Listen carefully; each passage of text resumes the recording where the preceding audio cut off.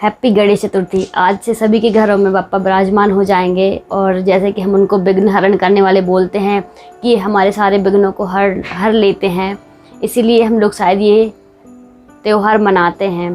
पर ऐसा नहीं है, हम सारे त्यौहार धूमधाम से मनाते हैं, अच्छे से मनाते हैं। और आपने एक चीज़ नोटिस की होगी कि जब हमारे घर में कोई फेस्टिवल मनाया जाता है तो सारे मोहल्ले के लोगों को, सारे परिवार के लोगों को हम विश करते हैं, उनको घरों घर जाकर उनको प्रसाद देते हैं और उनको अपने घर में पूजा जो हो रही होती है उसके लिए बुलाते हैं। तो ये परंपरा पहले से चली आ रही है और अभी भी हम इसको फॉलो कर रहे हैं। कहीं ना कहीं शहरों में थोड़ा विलुप्त हो रही है कि लोग उतना नहीं मानते हैं, लोगों को उतना बैठना उठना नहीं है कि सबके साथ। मगर हमारा ऐसा था जो गांव में अभी भी चलता है कि हम जिससे बात नहीं भी कर रहे हैं, अधिकतर होता है इससे लड़ाई चल रही है, इससे बात नहीं करना उससे। मगर फेस्टिवल त्योहारों की पावर आप देखिए, त्योहारों का पावर इतना है कि हम उनको अपने घर में बुलाते हैं, उनको प्रसाद देते हैं और जो मनमुटाव रहता है वो ख़त्म हो जाता है। तो आप त्योहारों की पावर को समझिए और जो ये पुरानी परंपराएं चली आ रही हैं त्यौहार मनाने की, सभी को एक साथ बैठकर खाना खाने की, बुलाने की, प्रसाद वितरण करने की, ये परंपराओं को खोए ना।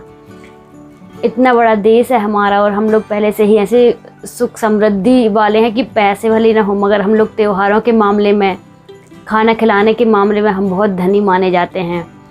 तो हमारे बीच जो बुराइयां चल रही हैं, बुराइयां होती हैं, वो कहीं ना कहीं ये ख़त्म हो जाती हैं। क्यों? त्योहारों के कारण।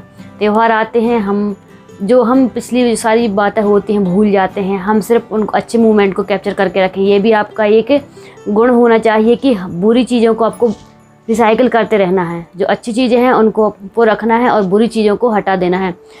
तो बप्पा इसीलिए विराजमान होते हैं कि वो बुराइयों को दूर कर सकें और अच्छाइयों को ला सकें। तो हम त्योहारों को शायद इसीलिए भी मनाते हैं कि हम में कोई बुराई ना बचे। तो इस कड़ी को प्लीज़ आप फॉलो करते रहें और त्योहारों को धूमधाम से मनाएं और अपने सारे दोस्तों को, मित्रों को, हम तो करते ही हैं, देखा होगा कि जिसको विश नहीं करना होता है, जो हमारी कांटेक्ट लिस्ट में रहता है, हम उसको भी त्यौहार आता है तो उससे बात कर लेते हैं। भले हम कितने ही दिनों से बात ना कर रहे हों, टाइम नहीं मिल पा रहा हो, पर त्यौहार हमारे लिए एक ऐसा पावर का काम करता है कि हम उससे कहीं ना कहीं से उससे बात कर पाते हैं। इंटरनेट के सही फ़ोन लगा के, घर में बुला के, कैसे भी हम उससे कांटेक्ट कर लेते हैं और उससे बात हमारी हो जाती है। तो आप त्योहारों की पावर को समझिए। आज का फंडा यही है कि त्योहारों में बहुत पावर होती है, आप इनको समझिए और जो परंपराएं पहले से चली आ रही हैं प्लीज़ उनको भूलिए नहीं, उनको फॉलो कीजिए और उनको बढ़ाने का काम कीजिए। Thank you. Happy Ganesh Chaturthi.